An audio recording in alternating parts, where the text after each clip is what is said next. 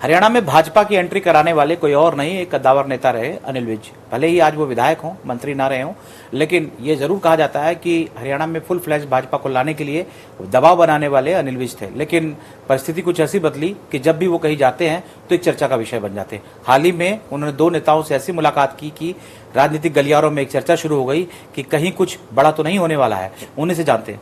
तो सर, आपने मुलाकात की और तमाम अखबारों में और मीडिया में सुर्खियां बन गई कि आप मिल करके कुछ नया पका रहे हैं।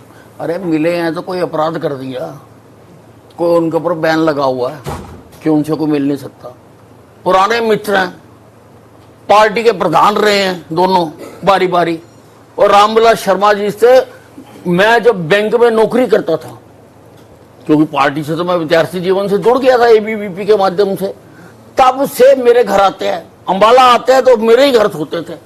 मेरे पास तो उनके साइज की चारपाई भी नहीं थी, हम 2 चारपाइयां जोड़ देते थे। तो अब इतने पुराने संबंध है, परिवार एक दूसरे को जानते हैं, तो भाई हम सामाजिक प्राणी भी तो हैं, केवल राजनीतिक नहीं है। लेकिन ये जो चर्चा शुरू हुई वो इस बिहाफ पे शुरू हुई क्योंकि एक रैली में रामविलास शर्मा जी ने राव इंद्रजीत को मुख्यमंत्री कहकर संबोधन किया, तो लोगों ने सोचना शुरू कर दिया कि भाई ये कुछ ना कुछ तो गड़बड़ चल रहा है। ऊपर से आप अभी सरकार का आधिकारिक रूप से हिस्सा नहीं है, केवल एक विधायक हैं, उनके मंत्रिमंडल में नहीं है, तो फिर इन चीजों को चर्चा शुरू हो जाती है। कहीं आने वाले समय में बीजेपी के लिए खतरा तो नहीं पैदा हो रहा कुछ? मैं ये कहना चाहूंगा कि राजनीति अगर करनी है तो अपने दिमाग बड़े रखो, ऐसे ऐसे दिमाग मत रखो, खुला दिमाग रखो। खुले आसमान में अगर उड़ना है तो खुला दिमाग रखो। ये क्या हुआ जी, उससे मिल लिए, उससे मिल लिए, उससे मिल लिए, क्या हो गया इससे? मिलेंगे और फिर भी मिलूंगा।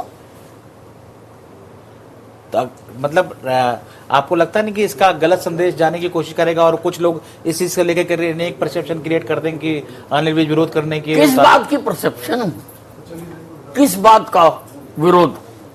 और जिन्होंने विरोध कर रहे हैं उन्होंने तो कर रही हैं, और ऐसे लोग पार्टी का भला नहीं करते हैं, नुकसान करते हैं।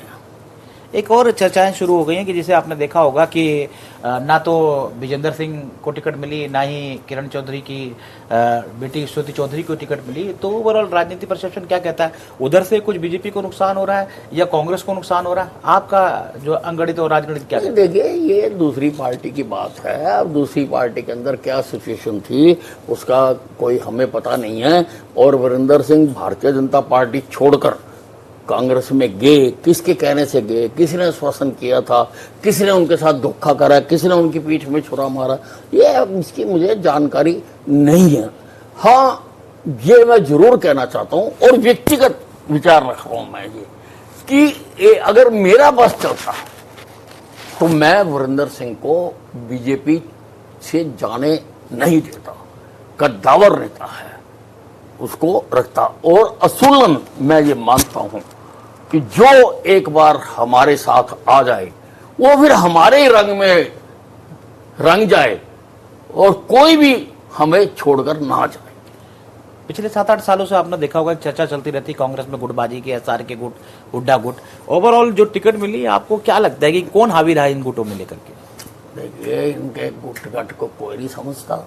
टिकटें तो ऊपर से राहुल गांधी ने तय करी हैं सबों की। अब जो राहुल गांधी के ज्यादा चक्कर मारता होगा उसको ज्यादा मिल गई होंगी, जो कम मानता होगा उसको कम मिल गई होंगी।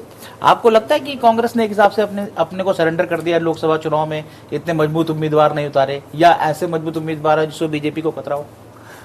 बात ये है, इस चुनाव में मोदी की सुनामी चल रही है। सुनामी देखिए आपने कभी? बड़े बड़े पेड़ गिर जाते हैं, जिसको मर्जी लेके आ जाए, सब धाराशायी हो जाएंगे।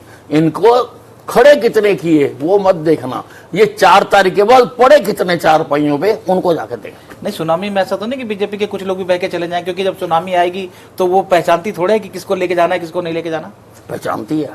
अच्छा जी। हाँ, क्योंकि वो हमारी हवा जी, और हम ही उस हवा को चलाने वाले हैं। ये भी चर्चा है कि सर अंबाला लोकसभा में फिलहाल जो मौजूदा प्रत्याशी हैं उनका चुनाव उठ नहीं पा रहा, आपको क्या लगता है कि उठ रहा है या अभी वैसे ही है नॉर्मल पोजीशन में? नहीं देखो, उठ रहा है, वो कोई नई प्रत्याशी नहीं है। और उनके पति श्री रतनलाल जी कटारिया अब वो इस दुनिया में नहीं रहे, वो वहाँ से कई बार सांसद बन चुके हैं और ये उनके साथ कदम मिलाती थी और पार्टी में भी कई दायित्व ये संभाल चुकी हैं।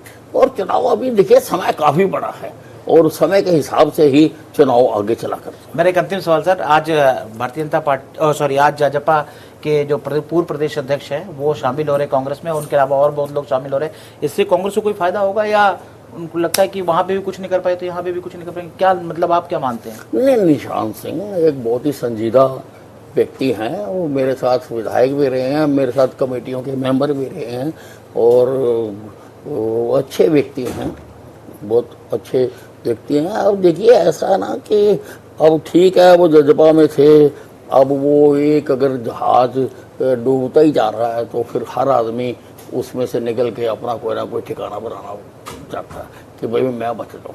एक सवाल और सर, अभी दिग्विजय चौटाला ने पीछे बयान दिया कि एंटी इनकम्बेंसी हमारी वजह से नहीं रही, अब तक जब तक हम उनके साथ थे तब तक पॉजिटिव लहर थी, जैसे हम छोड़ करके गए उनके साथ एंटी इनकम्बेंसी शुरू हुई, आज बीजेपी का जहाज जो है डूबता हुआ दिख रहा है। हम थे तो हमने उनको मजबूती दी।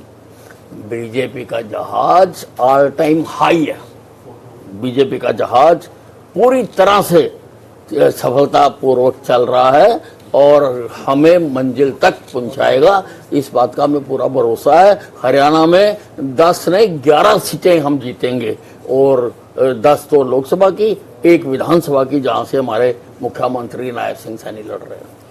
तो आपने सुना किस कदर उन्होंने कहा कि मिलने में किसी की बुराई नहीं है, हर एक आदमी के राजनीतिक और व्यक्तिगत संबंध अलग अलग होते हैं और ये जरूरी है कि वो अपने संबंधों को अपने हिसाब से चलाता है, इसमें पार्टी का किस प्रकार का दबाव नहीं है, इसके राजनीतिक मायने कुछ भी निकले, निकालने वाले की अपनी इच्छा होती है। कुमार रमेश, चंडीगढ़। चाय